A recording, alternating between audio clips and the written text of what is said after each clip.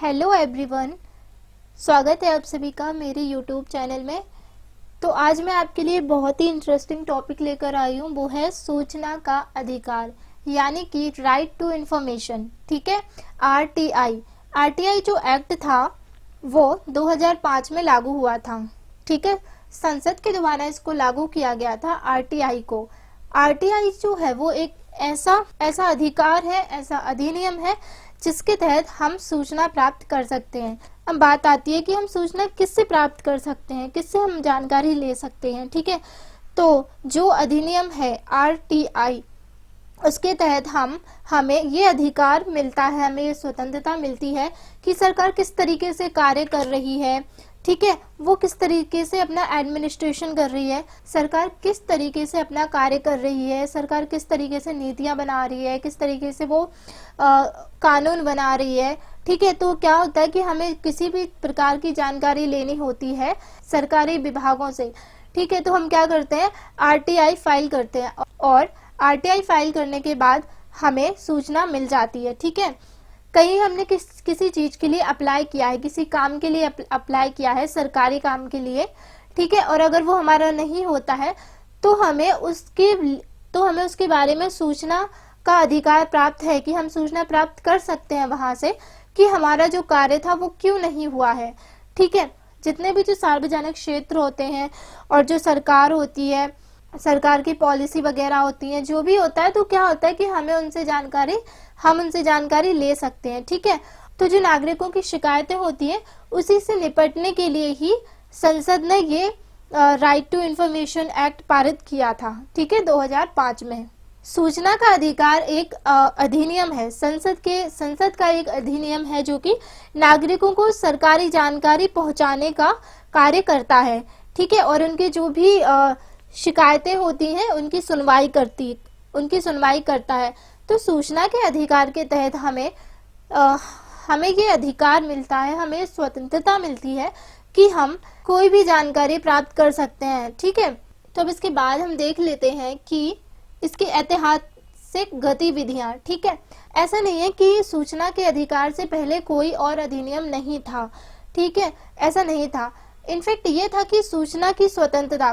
ठीक है, ये एक अधिनियम था सूचना की स्वतंत्रता अधिनियम, जो कि 2002 में आया था। ठीक है, सूचना की स्वतंत्रता अधिनियम 2002 में आया था।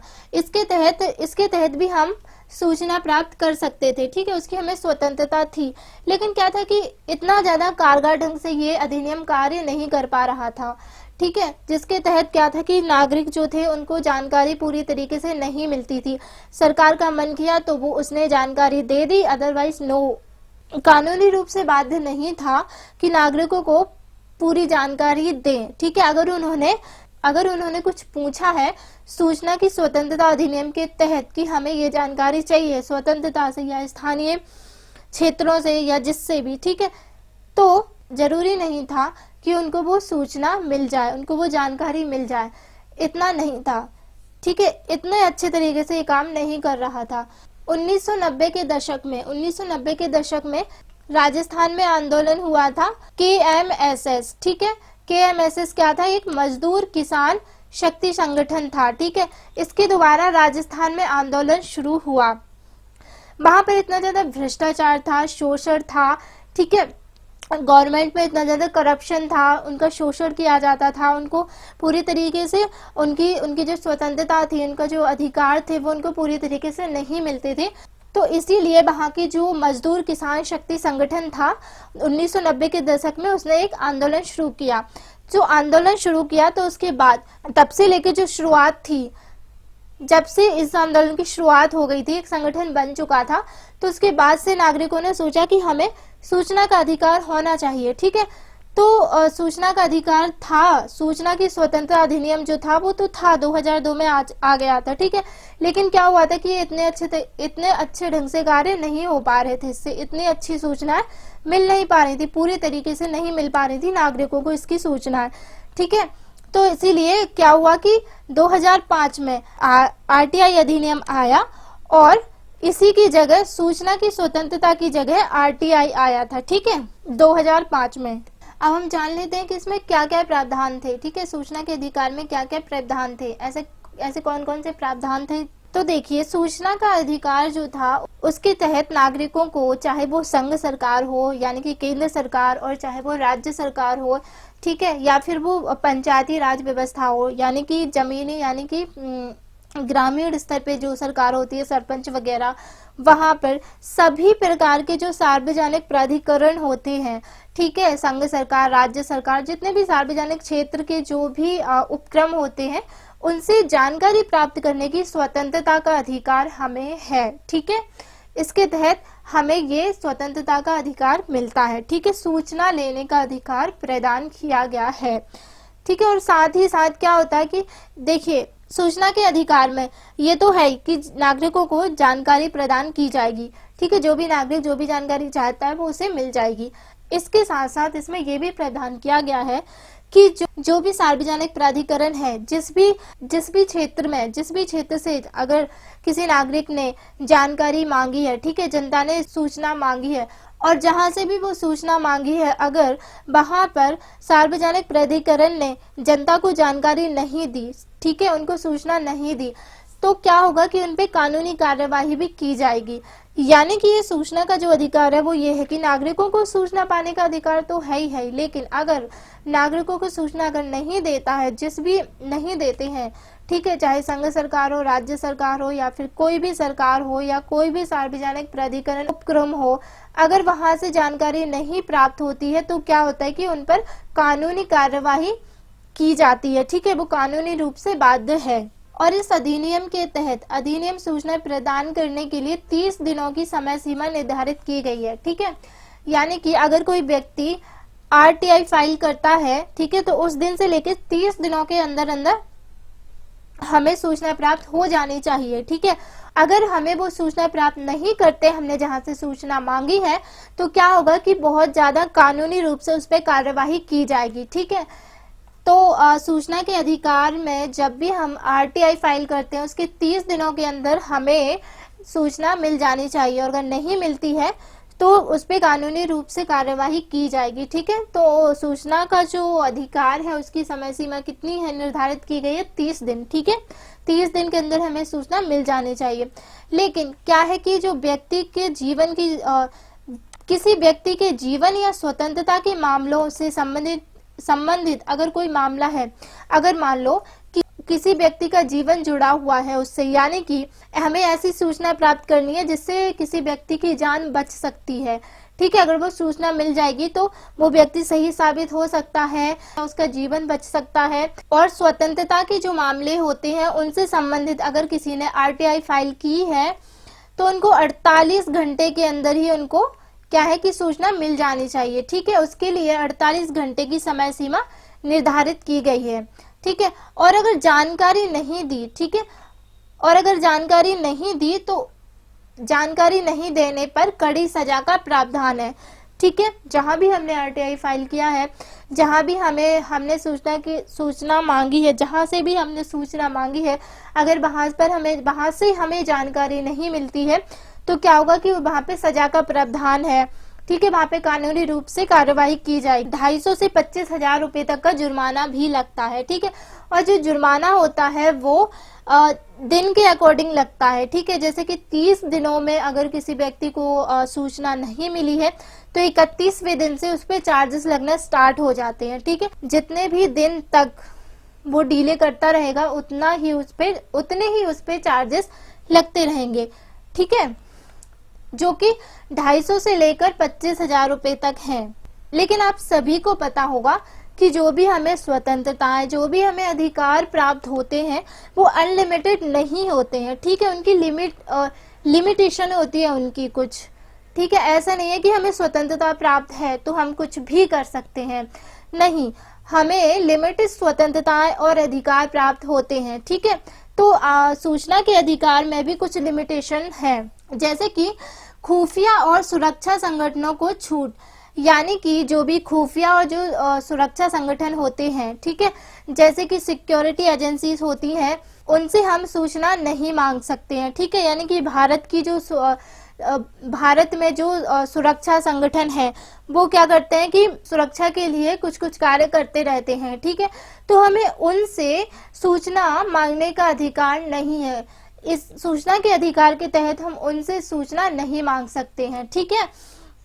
भारत की स्वतंत्रता, संप्रभुता और अखंडता, इन सब चीजों से रिलेटेड जो भी कार्य होते हैं हम उनसे सूचना नहीं मांग सकते हैं, ठीक है। अदालत की अवमानना का गठन करने वाली जानकारी, ठीक है, यानी कि कोर्ट, यानी कि जो कोर्ट है उसकी जो डिसरिस्पेक्ट होती है तो उससे जुड़ी जो जानकारी है वो हम नहीं ले सकते, ठीक है। और संसद और राज्य विधायिका, यानी कि जो हमारे एमएलए और एमपीस होते हैं उनको जो विशेष अधिकार प्रदान है, विशेष अधिकार प्रदान उनको किए गए हैं, ठीक है, उनके बारे में भी हम जानकारी प्राप्त नहीं कर सकते हैं, ठीक है। और भी जो सार्वजनिक उपक्रम होते हैं कि वाणिज्य से रिलेटेड जानकारी, ठीक है, ऐसा नहीं है कि हम की सरकार से हम ये पूछ लें कि आप कब टेंडर ला रहे हो, आप कब ऐसा कर रहे हो, कब वैसा कर रहे हो, तो हम इस तरीके की जानकारी नहीं ले सकते हैं, ठीक है। अधिनियम में केंद्रीय सूचना आयोग और राज्य सूचना आयोग की स्थापना का प्रावधान है, यानी कि ये जो अधिनियम है, सूचना का अधिकार का जो अधिनियम है उसमें दो आयोगों की स्थापना है, ठीक है। दो आयोग हैं जो कि कार्य करते हैं, कौन कौन से? पहला है केंद्रीय सूचना आयोग यानी कि CIC और राज्य सूचना आयोग यानी कि SIC, ठीक है, SIC। ये जो दो आयोग हैं उनकी स्थापना की गई है इस अधिनियम के तहत, ठीक है। नागरिकों को अच्छे से सूचना मिले, उनको सूचना प्रदान करने के लिए हर विभाग में, ठीक है, जितने भी विभाग होते हैं हर विभाग में एक जन सूचना अधिकारी, इनकी नियुक्ति की जाती है, ठीक है। जन सूचना अधिकारी क्या करता है कि किसी भी विभाग में अगर विभाग से नागरिकों को सूचना नहीं मिलती है या फिर सूचना देने से इनकार किया जाता है, ठीक है, या फिर सूचना देने में डिले किया जाता है, तो जो जन सूचना अधिकारी होता है वो क्या करता है कि दिशा निर्देश देता है, वो कहता है कि नागरिकों को ये सूचना दो, ठीक है। और अगर केंद्रीय सूचना आयोग और राज्य सूचना आयोग में कोई अधिकारी की नियुक्ति नहीं की जाती है या फिर जो अधिकारी होता है उसके द्वारा सूचना देने से मना कर दिया जाता है, ठीक है, शिकायत को नहीं देखता है, जो RTI नागरिकों ने फाइल की है उस पे कोई भी कार्य नहीं करता है, तो उसके लिए क्या है कि एक कानूनी कार्यवाही होती है जिसके लिए एक सिविल अदालत भी है, ठीक है। सिविल अदालत जो है सूचना के अधिकार से रिलेटेड जो भी परेशानियां होती है, जो भी मुद्दे होते हैं, उस अदालत में इनको सॉल्व किया जाता है, ठीक है। अब नेक्स्ट है कि RTI संशोधन अधिनियम। RTI संशोधन अधिनियम आया था 2019 में, ठीक है। 2019 में इसमें संशोधन किया गया था। इसमें संशोधन करके इसमें कुछ और प्रावधान किए गए थे, ठीक है। तो अवधि से रिलेटेड यानी कि उनके टाइम पीरियड से और वेतन की मात्रा और वेतन में कटौती, इन तीनों के लिए प्रावधान किए गए थे। तो जब ये संशोधन किया गया था 2019 में तो इसकी नागरिकों ने बहुत ज्यादा आलोचना की थी, ठीक है, और आलोचना की थी, इसका विरोध किया था कि ये अधिनियम नहीं, इस अधिनियम में संशोधन नहीं होने चाहिए, क्योंकि संशोधन करके जो अवधि, वेतन की मात्रा और जो वेतन में कटौती का जो प्रावधान था उसका अधिकार किसको दिया गया था? संसद को, ठीक है। यानी कि संसद जो है वो उन पे, यानी कि संसद जितना चाहेगी उतना टाइम पीरियड रखेगी, उतना सैलरी का प्रावधान करेगी। तो ये जो सारी शक्ति थी वो ये जो अधिकार दिया गया था वो संसद को दिया गया था, ठीक है। तो ये लोगों ने कहा था कि नहीं, संसद अगर सारा शक्ति ले लेगी तो जो सूचना का अधिकार है वो स्वतंत्र नहीं रह जाएगा, ठीक है, और वो स्वतंत्र नहीं रहेगा तो क्या होगा कि इसमें बुराइयां पैदा हो जाएंगी। तो जैसा कि संसद को ये शक्ति थी तो उसने सितंबर 2019 में एक RTI ऑर्डर रूल्स के नाम से एक रूल्स आया और उसके तहत इसकी जो अवधि है वो 3 वर्ष कर दी, ठीक है। सूचना के अधिकार के जो अधिकारियों की जो अवधि है वो 3 वर्ष कर दी, ठीक है, संसद के द्वारा। और और उनके वेतन है उनमें भी इन्होंने संशोधन किया था। तो जो केंद्रीय सूचना आयोग है, उनके जो चीफ कमिश्नर होते हैं, ठीक है, उनको 2,50,000 पर मंथ सैलरी है, ठीक है। और इनके जो कमिश्नर होते हैं उनको 2,25,000 पर मंथ, ये संसद ने सैलरी इनको देने का बोला था, ठीक है, सितंबर 2019 में ही। और राज्य सूचना आयोग है, उनके जो राज्य सूचना आयोग है, उनके जो कमिश्नर और चीफ कमिश्नर है होते हैं, उनको 2,25,000 पर मंथ है, ठीक है, दोनों को ही, कमिश्नर को भी और चीफ कमिश्नर को भी। और उनकी जो वेतन है उनमें भी कटौती की गई थी, ठीक है, उनको जो भत्ते होते हैं, उनको जो पेंशन वगैरह होती है, उनमें भी क्या किया है, संसद ने थोड़ी कटौती कर ली है, ठीक है। आई होप कि आपको ये क्लियर हो गया होगा कि सूचना का अधिकार क्या है। अगर आप सबको क्लियर हुआ है तो मेरे वीडियो को लाइक, शेयर एंड चैनल को सब्सक्राइब करना ना भूलें। Thank you.